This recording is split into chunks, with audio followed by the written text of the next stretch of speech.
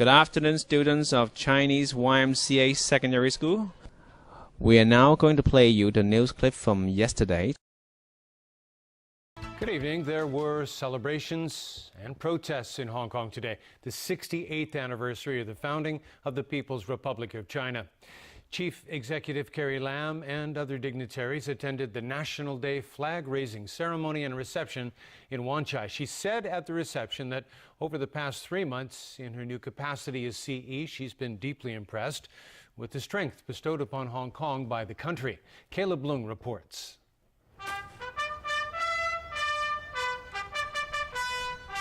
The flag-raising ceremony was held at 8 o'clock this morning at the Golden Bauhinia Square in Wan Chai. Chief Executive Carrie Lam and her husband, as well as former Chief Executives Tung Chee-hwa and Leung Chun-ying, participated in the ceremony. Wang Jimin, the newly appointed director of the central government's liaison office, was also in attendance. The flag raising was followed by a sea parade and a fly past by the disciplined services. After the ceremony, the chief executive hosted a National Day reception at the Convention and Exhibition Center. In her address, Carrie Lam talked about Hong Kong benefiting from the nation's opening up and expressed her confidence in the future of one country, two systems. She also referred to President Xi Jinping's speech during his visit to Hong Kong in July. The state leader pledged back then that the territory will continue to have the backing of the country. The CE said over the past 3 months, she's been deeply impressed with the strength bestowed upon Hong Kong by the country and the immense opportunity lying before us. She believes as long as Hong Kong people can seize the opportunities and stand united, Hong Kong can reach even greater heights. Caleb Leung, TVB News. Thousands of protesters took to the streets this afternoon demanding the resignation of Secretary for Justice Rimsky-Yoon. The protesters accused Yoon of political prosecution by pursuing sentence reviews for 16 activists who were subsequently jailed. We believe that we are entering into an authoritarian era in Hong Kong, whereby the law has been using against people that holds a different view against the government. We have to remember that these activists who are in jail now, they fought for a cause for Hong Kong people, not for themselves. And they shouldn't spend any time in jail. One of the rally's organizers says the justice chief should step down because he played a key role in what called the erosion of justice.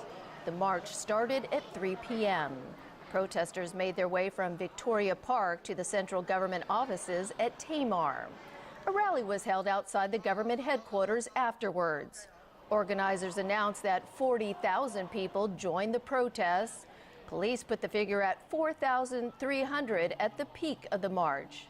In its response, the government said the basic law provides constitutional protection to the legal system and judicial independence. Hong Kong Express today confirmed more than 2,000 passengers have been affected by the airline's cancellation of 18 flights to Japan and South Korea.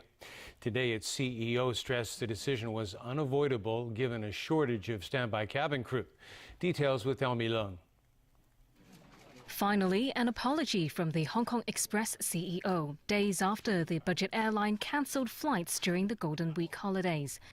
Let some passengers down, and for that, really we are very, very sorry. The airline only decided last week to cancel 18 flights, or 3% of their flights during this peak travel season. Here's why. Every single flight that was scheduled for October, we had sufficient crew. The issue was that our standby crew numbers were a little bit short. We had no choice but cancel some flights. By cancelling some flights, the 18 flights that we talked about, that released crews to increase the standby numbers and therefore, protect the rest of the flights. While he admitted 3 safety trainers resigned in August, which interrupted their training process, he didn't make clear if that directly led to a standby crew shortage. Hong Kong Express said of the 2,070 passengers affected, over 90% of them have been offered alternative travel and accommodation arrangements. The airline is still trying to sort out arrangements for the remaining 170-odd travellers. Secretary for Transport and Housing Frank Chan said this incident affected Hong Kong's reputation as an international hub. It also reflected that there's room for improvement for the airline's operations. The officials said it's too early to discuss penalties before the airline submits its report on this, as ordered by the Civil Aviation Department. Elmi Long, TVB News. Over 100 buses going between Hong Kong and Guangdong province were cancelled. That's after multiple roads in Shenzhen were clogged with heavy traffic on National Day. Elmi Lung reports. You'd be lucky to find a fast track here. Whether heading up north or travelling down south, there was heavy congestion on this highway linking Shenzhen and Guangzhou. I'm tired and hungry, said this man who's been stuck in traffic for hours.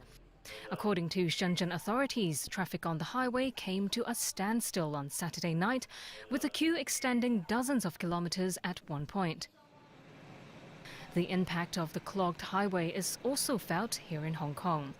Over 90% of cross-boundary bus services between Hong Kong and Guangdong were suspended today, according to an industry association. In a rush to head back to work, this woman thought of travelling by sea instead. The industry said cross-border bus services may fully resume tomorrow at the earliest. Elmi Long, TVB News. Plenty of violence as an independence referendum got underway in the Spanish region of Catalonia in defiance of a government order that it is illegal. The confrontation has pitched Spain into a political and constitutional crisis. Alan Booknear reports. Despite government efforts to shut down the polling stations, most of them in schools, voting went ahead at many of them. People stayed in the schools overnight with their children in a show of passive resistance to make sure the polling stations opened. Ballot boxes were brought in from a secret location so they wouldn't be seized by police. Tractor trailers were positioned in front of some of the schools to block police vehicles. Thousands of police officers were sent into Catalonia by the central government in Madrid to disrupt the vote. Riot police blocked many of the polling stations, preventing people from getting inside. Scuffles broke out and police dragged away some would-be voters. In some cases, voters were forcibly removed from the polling stations. Some people were reportedly injured when they were hit by rubber bullets. The station where the regional government leader had been due to vote was raided. A Catalonian government spokesman said in a further step to make it easier to vote, ballots printed at home will be accepted as valid. Meanwhile, there are pro-Spain anti-referendum rallies in Barcelona and Madrid. Some scuffles broke out between the pros and the antis. Recent surveys of Catalonia's more than 5 million voters show a majority don't want to split from the country. But because the courts and the government have deemed the referendum unconstitutional, those people are not expected to vote. In Madrid, a central government spokesman said it had dealt a blow to the referendum by blocking the telematic voting system. Volunteers at polling centers confirmed they were unable to access data because the website is down and internet service was cut in some stations.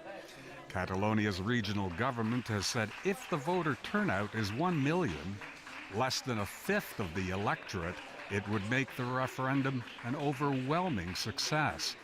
It said if the yes side wins, no matter what the voter turnout is, it will declare independence within 48 hours. That would not be tolerated by the central government, setting up another showdown. Alan Booknear, TVB News.